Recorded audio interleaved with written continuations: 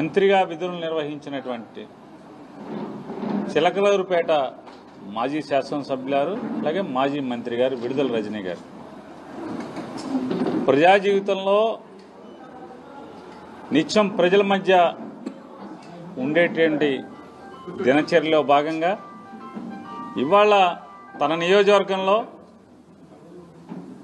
ఒక గ్రామంలో పరామర్శకి వెళ్ళిన నేపథ్యంలో పరామర్శ చూసుకుని ఆవిడ తిరిగి కారు ఎక్కుతుంటే చిలకలూరిపేట రూరల్ సర్కిల్కి సంబంధించినటువంటి సుబ్బనాయుడు అనేటువంటి ఒక సర్కిల్ ఇన్స్పెక్టర్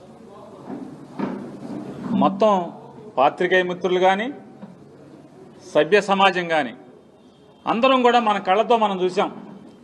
ఇదేమీ విడుదల రజనీ గారో లేదా పేరుని నానినో లేకపోతే అప్పిరెడ్డి గారో అల్లిన కథ కాదు. ఇది కళ్ళకి కట్టినట్టుగా అందరం కూడా ఆ వీడియోలు చూసాం.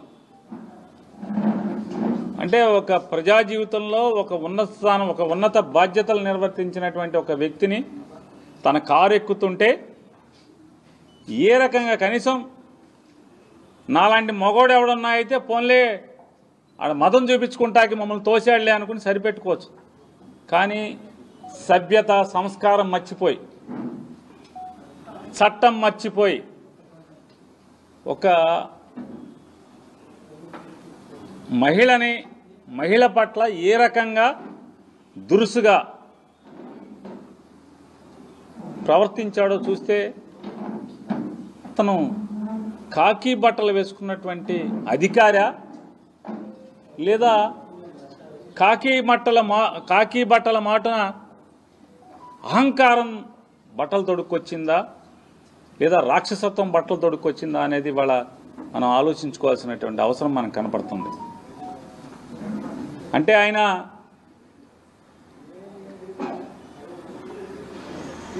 అదృష్టవశాత్తు ఒక సర్కిల్ ఇన్స్పెక్టర్ అనేటువంటి ఒక ఉద్యోగంలో ఉన్నాననేటువంటి అహంకారంతో చట్టాన్ని మీరి ఎవరినైనా చట్టం ఏం చెప్తుంది, ఎవరినైనా మీరు ఎటువంటి నేరంలో అయినా అరెస్టు చేయదలుచుకుంటే ఖచ్చితంగా అయితే ఎఫ్ఐఆర్ చూపించాలి లేదా నోటీస్ ఇవ్వాలి.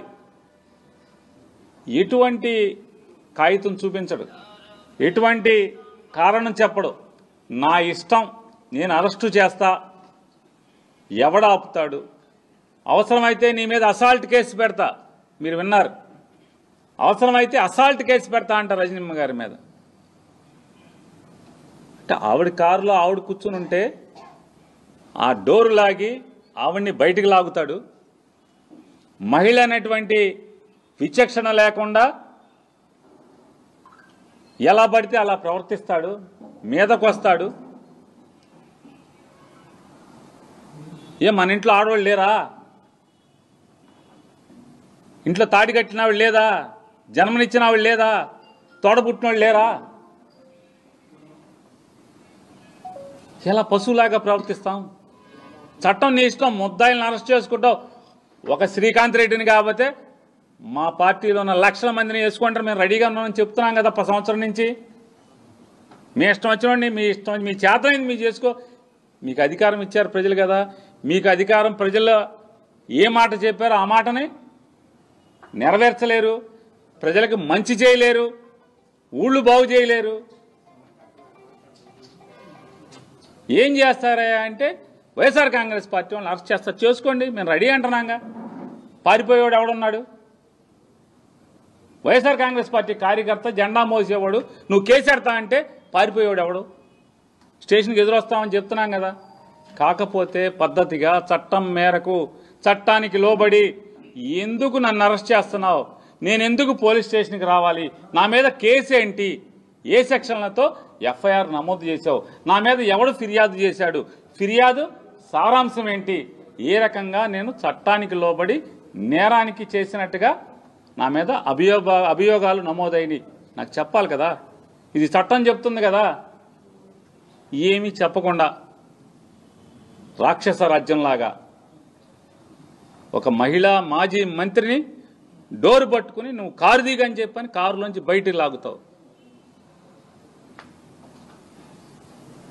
ఇవాళ అతని తీరు, అతని ప్రవర్తన ఈ జిల్లా ఎస్పీ గారిని, అలాగే ఉన్నతాధికారులని, అతని పైన ఉన్నటువంటి ఉన్నతాధికారులను కూడా మీరు ఒక్కసారి చూడండి. మీ అధికారి ఎవరైతే సుబ్బనాయుడు ప్రవర్తించినటువంటి తీరు సభ్య సమాజం లేదా మీ అంతరాత్మ, ఎస్పీ గారు మీ అంతరాత్మ మీరు ప్రశ్నించుకోండి. కరెక్ట్గా ప్రవర్తించాడా? ఒక మహిళ పట్ల ప్రవర్తించే తీరాది మీ ఇష్టం. మీరు ఎవరిని కావాలంటే వాళ్ళని మీ ఇష్టం వచ్చిన కేసులు కడుతున్నారు, లోపల వేసుకుంటున్నారు కదా, అందరం సిద్ధమే అంటున్నాం కదా. దడిచేది ఎవడున్నాడు? తోకోడ మీద అప్పటికప్పుడు 10 ఏళ్ల క్రితం, 15 ఏళ్ల క్రితం, 5 ఏళ్ల క్రితం, 7 ఏళ్ల క్రితం జరిగిన సంఘటనలుగా చెబుతూ కథలల్లుతూ ఎఫ్ఐఆర్లు రాస్తున్నారు కదా. అరెస్ట్ చేస్తున్నాం, జైలుకి వెళ్తాం, బెయిల్కి తెచ్చుకుంటున్నాం, బయటకు వస్తున్నాం, మళ్ళీ మా పని మేము చేసుకుంటున్నాం కదా, మా జెండా మేము మోస్తున్నాం కదా.